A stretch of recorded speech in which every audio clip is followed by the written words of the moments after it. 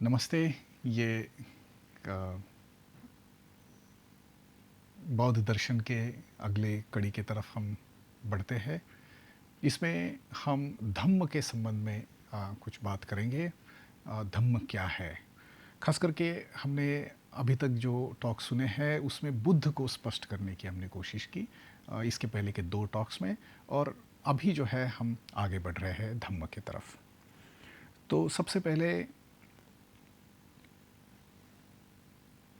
धम्म को जानने के लिए ये थोड़ा जानना हमें ज़रूरी है कि बुद्ध धम्म के बहुत ही मूलभूत केंद्रीय ऐसी बातें कौन सी है। खास करके बुद्ध धम्म और संघ, ये 3 रत्न कहे जाते हैं, 3 ज्वेल्स। तो ये 3 रत्न इसलिए है कि बुद्ध धम्म का यह अनमोल खजाना है। बुद्ध धम्म का यह मूलभूत केंद्रीय ऐसा तत्व है, सब कुछ जो है यहीं से आता है। खास करके देखते हैं कि बुद्ध धम्म बुद्ध से आया है। बुद्ध ने उस बुद्धत्व की अवस्था को प्राप्त किया और फिर जब वो तय करते हैं कि ऐसी ही अवस्था प्राप्त करने के लिए वो लोगों को सहायता करना चाहते हैं, और इसलिए उन्होंने जिस मार्ग से उन्होंने इस सत्य को अनुभव किया उसको दूसरों के साथ साझा करने की जो उन्होंने प्रयास किया, उसमें जो है ये जो साझा करने के लिए उन्होंने जो कुछ बताया कि इस तरह से आप बुद्धत्व की अवस्था तक पहुंच सकते हैं, वह धम्म है। और इस धम्म के रास्ते पर चलने वाले, इस मार्गदर्शन से अपने जीवन को आगे बढ़ाने वाले, उस ध्येय की तरफ जाने वाले जो भी है, वे सब जो है संघ है। अर्थात इसे आर्य संघ जो कहते हैं, ये आर्य संघ मतलब बुद्ध के मार्ग पर मात्र चलने वाले नहीं, बल्कि मार्ग पर चलकर जिन्होंने वास्तविक अर्थ में जिस अनुभव को बुद्ध कहते हैं उस अनुभव को प्राप्त किया, ऐसे जो लोग हैं उन्हें आर्य संघ, श्रेष्ठ संघ कहते हैं। और एक सर्वसामान्य मनुष्य करके जब भी हम बुद्ध धम्म के संपर्क में आते हैं तो बुद्ध को शरण जाते हैं, धम्म को शरण जाते हैं और संघ को शरण जाते हैं, उन श्रेष्ठ लोगों को जिन्होंने बुद्ध ने बताए हुए मार्ग पर चलकर उस दिव्य दृष्टि का अनुभव कर लिया है। तो शरण जाना मतलब अपने आप को इस ध्येय के प्रति समर्पित करना, क्योंकि जब तक हम ध्येय के प्रति अपने आप को समर्पित नहीं करते तब तक उस ध्येय तक पहुंचना संभव नहीं होता। मात्र कुछ तो करना है, इसलिए वहाँ से कुछ शिक्षाओं को लेकर उसको अपने जीवन में उतार कर उसका थोड़ा बहुत लाभ प्राप्त करना, ये अगर हमारा उद्देश्य है तो निश्चित रूप से हमें लाभ होगा ही। लेकिन बुद्ध ने जो मार्ग बताया है वह मात्र छोटा मोटा कुछ दुखों से मुक्त होकर जीवन के आनंद को प्राप्त करना, इतने ही ध्येय से लेकर नहीं उन्होंने मार्ग बताया। उन्होंने बहुत ही उच्च दर्जे के ध्येय के को सामने रखते हुए ये मार्ग बताया हुआ है। और मनुष्य करके अगर हमें यह जन्म मिला है तो इसके लिए यह ध्येय हमारे लिए ज़रूरी है। इसलिए बुद्ध उस ध्येय को व्यक्त करते हैं, धम्म उस ध्येय तक पहुंचने के मार्ग को बताता है, और संघ उन सभी लोगों का सहवास जो उस ध्येय तक पहुंचने वाले हैं। एक तरह से मित्रता का संबंध, एक आदर्श ऐसा एक दूसरे को सहकार्य करने वाला समाज, इस तरह से हम संघ को देखते हैं। तो इसके बारे में और भी बातें हम करेंगे। विशेषतः बुद्ध की बात हमने की, अभी हम धम्म की बात कर रहे हैं और संघ की बात इसके आगे हम करेंगे। तो धम्म क्या है, इसको थोड़ा और विस्तार से हम लोग देखते हैं। तो सबसे पहले धम्म, ये जैसे अभी मैंने कहा है कि उस बुद्धत्व के ध्येय तक पहुंचाने के लिए जो शिक्षा है, जो आपको मार्ग के रूप में सहायता करती है, वह धम्म है। इसका एक अर्थ है। धम्म का दूसरा अर्थ है कि जिस सत्य की खोज में हम निकले हैं, जिस आदर्श को पाने के लिए हम निकले हैं, उस वहाँ पहुँचना मतलब उस सत्यता का अनुभव करना। तो वो सत्यता का प्रत्यक्ष अनुभव, वह सत्यता वास्तव में जो है वह, उसे धम्म कहते हैं। तो इस 2 अर्थ से धम्म को देखा जाता है। और हमारा अभी जो उद्देश्य है, अभी जो धम्म को हम देखने जा रहे हैं, वो हमारे लिए ज़रूरी है कि उसके पहले अर्थ को समझने की कोशिश करना कि धम्म एक मार्ग के रूप में क्या है धम्म मार्ग। धम्म मार्ग पारंपरिक रूप से बौद्ध धम्म जो है शील, समाधि और प्रज्ञा, इस त्रिविध शिक्षा में देखा जाता है। इसके बारे में हम थोड़ी बात करते हैं एक परिचयात्मक रूप में, और फिर जो है हम भविष्य में इसके बाद वाले टॉक्स में इसको और विस्तार से देखेंगे। शील मतलब अपने शरीर, अपनी वाचा, वाणी और हमारे मन को जिस नकारात्मक या अशुद्ध स्थिति में आज उसका हम अनुभव करते हैं, उससे बाहर निकालते हुए उत्तरोत्तर शुद्ध स्थिति में उसको ले जाने के लिए किया हुआ कार्य मतलब शील है। दूसरे शब्द में अब कहा जाए तो अपने अस्तित्व के शुद्धता से किया कार्य जो है वह शील है। समाधि मतलब इस शील के आधार पर अपने कर्म से हमें स्वयं को इस तरह से शुद्धिकरण का अनुभव लेते हुए जो है हम मन को प्रशिक्षित करते हैं। जो मन हमें मिला हुआ है उसकी जो अनंत ऐसी क्षमताएं हैं, उन क्षमताओं के संपर्क में आने के लिए मन को किसी तरह का अनुशासन, किसी तरह की प्रशिक्षण की ज़रूरत है। वह प्रशिक्षण देने का कार्य जो है वो समाधि है, ताकि मन जो है अपनी उस उच्च स्थिति को अनुभव कर सके, मन अपनी क्षमताओं को अनुभव कर सके, और ख़ास करके हमारी जो सजगता है उसका प्रत्यक्ष रूप में हम विकास कर सके। इसलिए समाधि कही जाती है। और इस समाधि का उपयोग करके जो है हम अंततः उस प्रज्ञा तक पहुंचते हैं जिसे सत्यता का अनुभव कहा जाता है। और यही प्रज्ञा की स्थिति में पहुंचना मतलब बुद्धत्व की स्थिति में पहुंचना। तो यहाँ से सर्वसाधारण अच्छे कर्मों से लेकर परिपूर्ण बुद्धत्व की स्थिति का अनुभव करने तक पहुंचने का यह मार्ग जो है यह धम्म मार्ग है। अर्थात इस धम्म मार्ग पर हमें अगर चलना है तो सबसे पहले ज़रूरी है कि जिस दो अर्थों से हमने इसको देखा है कि एक तो यह मार्ग है जिस पर हमें चलना है, और दूसरा धम्म मतलब परिपूर्ण सत्यता का अनुभव, उसे धम्म कहते हैं। तो मार्ग का स्पष्टीकरण करने के पहले वास्तव में यह सत्यता का अनुभव क्या है, इस अर्थ से जो है बुद्ध क्या कहते हैं, इसको थोड़ा हम पहले देखते हैं। बुद्ध की बहुत ही प्रसिद्ध ऐसी एक गाथा है, एक छोटा काव्य है जिसको मैं अभी कहूँगा, और इसके बारे में थोड़ी सी बात करूँगा कि बुद्ध का एक तरह से एक केंद्रीय ऐसा अस्तित्व के सत्यता के संबंध में कौन सा सिद्धांत है, उसको हम पहले देखते हैं। अस्तित्व की सत्यता को वो एक बहुत ही चंद शब्दों में किस तरह से रखते हैं, और इस सत्य का अनुभव करने के लिए फिर जो हम कोशिश करते हैं उसके तरफ हम आगे बढ़ते हैं। तो ये गाथा ये कहती है, इमस्मिं सति ईदम होती, इमस्स उपादा ईदम उपपज्यति, इमस्मिं असति ईदम न होती, इमस्स निरोधा ईदम निरुज्यति। अर्थात ये पाली गाथा जो है ये कहती है कि अगर कोई एक चीज अस्तित्व में है, ये अगर कोई चीज है जो अस्तित्व में है, तो इसके अस्तित्व में होने के लिए दूसरी चीज उसका कारण है। अब ये जब दूसरी चीज जो है ये अगर यहां नहीं रहती तो इसका अस्तित्व जो है समाप्त हो जाता है।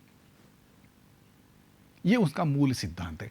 हर चीज संसार में जो भी कुछ हम देखते हैं, हम अपना स्वयं का शरीर देखेंगे, हमारे मन में निर्माण होने वाले विचारों को देखेंगे, हमारे मन में निर्माण होने वाली भावनाओं को देखेंगे, बाहर में जो जिन स्थितियों की जिन वस्तुओं के संपर्क में आते हैं उनको हम देखते हैं। हर चीज जो है यह अवलंबित है, किसी दूसरी चीजों के इकट्ठा आने पर अवलंबित है।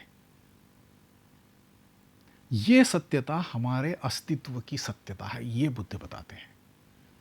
अगर ये मूलतः ये आधार नहीं है जिसके माध्यम से ये निर्माण हुआ है, तो हमारा अस्तित्व जो है वो विघटित हो जाता है। एक तरह से प्रक्रिया, जिस तरह से हम इसके पहले के टॉक में हमने देखा कि अस्तित्व की हर चीज जो है एक प्रक्रिया है, एक कंटिन्यूअस प्रोसेस है। और ये कंटिन्यूअस प्रोसेस जो है ये process of formation and deformation. कोई भी है, मनुष्य का जन्म हुआ, उसकी ग्रोथ हो रही, उसका विकास हो रहा है, जो युवावस्था में हम पहुँचते हैं, परिपूर्ण रूप से उसका विकास हुआ है। अब एक उम्र के बाद ढलती उम्र शुरू होती है और अंततः जो है वो समाप्त होता है। एक पेड़ पौधे की बात करेंगे तो एक बीज से जो है उसका निर्माण होता है, अपनी प्राइम में वो पहुंचता है, अपनी पूर्णता में वो पहुंचता है और पूर्णता के बाद जो है फिर उसकी जो है विघटन की प्रक्रिया शुरू हो जाती है, डिफॉर्मेशन की प्रोसेस शुरू हो जाती है और वो कंप्लीटली जो है जहाँ से निर्माण हुआ, जिस तरह से निर्माण हुआ उस तरह से वो उसकी डिफॉर्मेशन की प्रोसेस, डिकम्पोजिशन की प्रोसेस जो शुरू हो जाती है और समाप्त होती है। और ये जो सिद्धांत बुद्ध का ये कहता है कि अस्तित्व में ऐसा कोई परमानेंट नहीं है, अस्तित्व में एक ऐसा कोई इंडिपेंडेंट नहीं है जो अपने आप को पूरी तरह से सारी स्थितियों से कटकर मैं ये मेरा अस्तित्व है इस तरह से कोई हो सकता, ऐसा नहीं है। ये जीवन की सत्यता है। लेकिन हमारे सामने सवाल है कि अगर ये जीवन की सत्यता है तो भी इसको हम अपने तरफ अपने स्वयं को लगाकर कैसे देखें? ये हमारे लाभ की क्या है? क्या ये केवल सिद्धांत है? नहीं। हम अपने आप को कैसे देखते हैं इसके तरफ अगर हम देखेंगे तो हमें पता चलता है कि मैं कुछ तो भी स्वतंत्र हूँ अन्य मनुष्यों से, अन्य परिस्थितियों से। इस तरह से हम अपने आप को कटा हुआ, अन्यों से एक तरह से स्वतंत्र, सेपरेट, और एक तरह से कभी क्षय न होने वाला, कभी जो खराब नहीं होगा, इस तरह से हम अपने आप को देखने की इच्छा रखते हैं और वैसा देखते हैं। और धीरे धीरे फिर जब बदलाव आने शुरू होते हैं तो हम अस्थिर हो जाते हैं कि क्योंकि हम बदलाव नहीं चाहते, हम अपने आप को समझ बैठते कि बस ये ऐसा ही रहूँ, ये मेरे सुंदरता है, ये मेरी बाहर की या अंदर की परिस्थितियाँ हैं, ये मन की खुशियों की ये स्थितियाँ हैं, ये कभी ख़त्म ना हो। और बार बार ये ख़त्म होते हुए दिखती है, बदलती हुई दिखती है।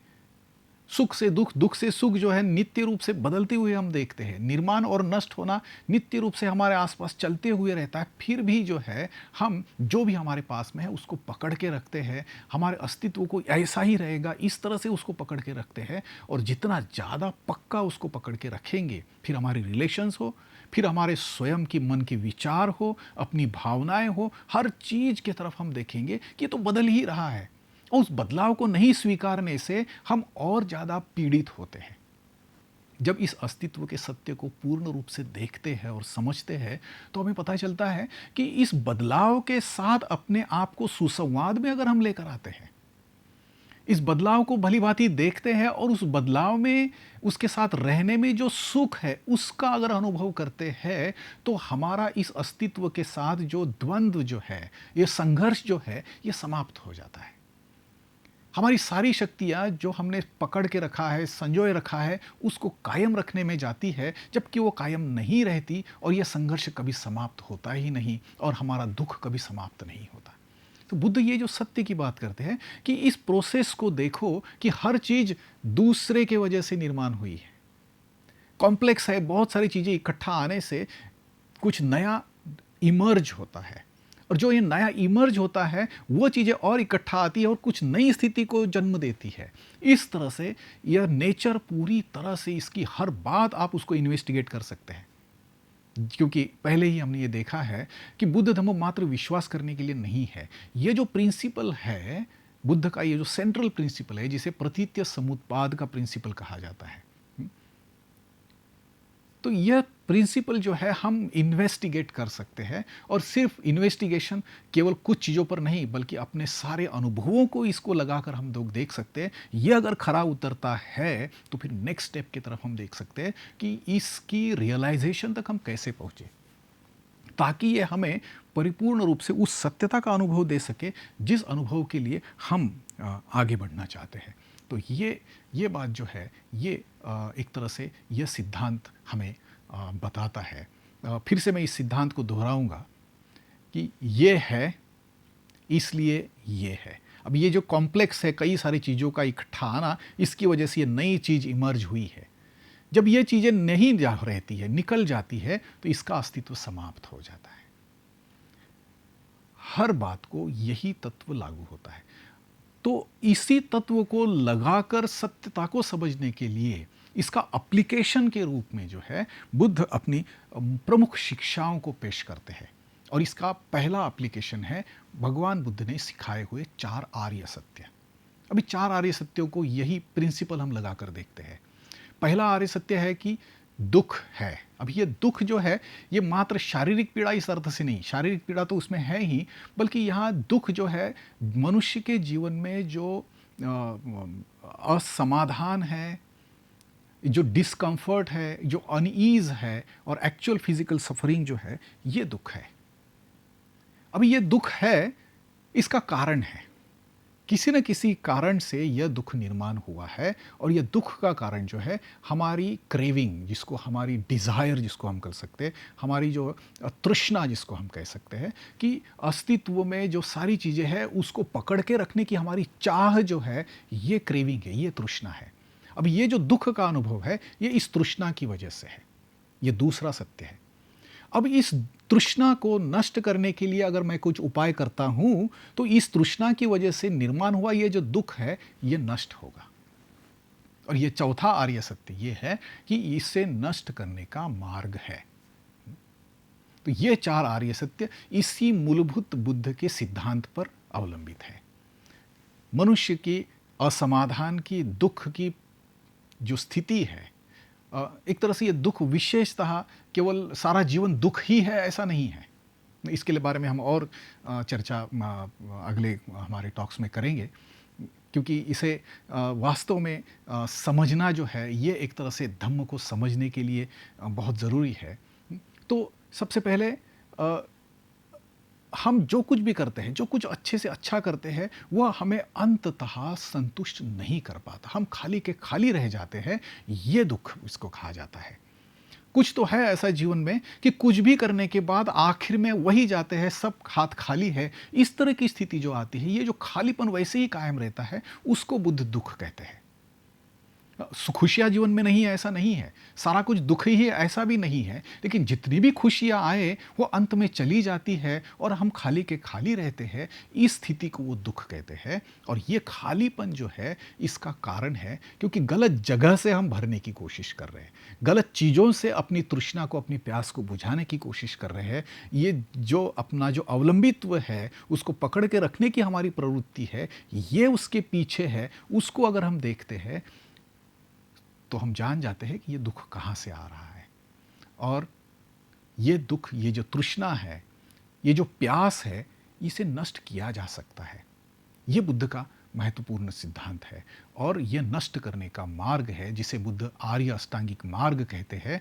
और उसे अगर नष्ट करते हैं तो दुख नष्ट होगा। हमारे अस्तित्व का जो असमाधान है उसको नष्ट करेंगे। अर्थात अस्तित्व का असमाधान नष्ट करना, इसका मतलब अस्तित्व के जो सुख और परिपूर्ण सुख, जो कभी समाप्त न होने वाला और हमारी परिपूर्ण शक्ति का अनुभव जो है, उसका अनुभव करना, ये उसकी दूसरी बाजू है, और जिसको हम विस्तार से आगे देखेंगे।